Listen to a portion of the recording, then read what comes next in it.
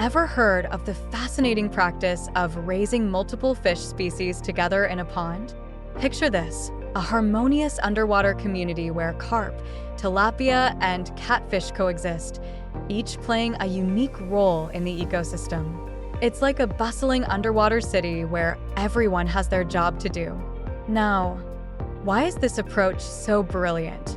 Well, first off, it's all about space utilization. By having different fish species in the same pond, we maximize the use of every inch of water. Carp, with their bottom-feeding habits, keep the pond clean, while tilapia and catfish thrive in different water layers, making the most of the available space. But wait, there's more. This method also optimizes resource efficiency. Each fish species has its own diet preferences, so they don't compete for food.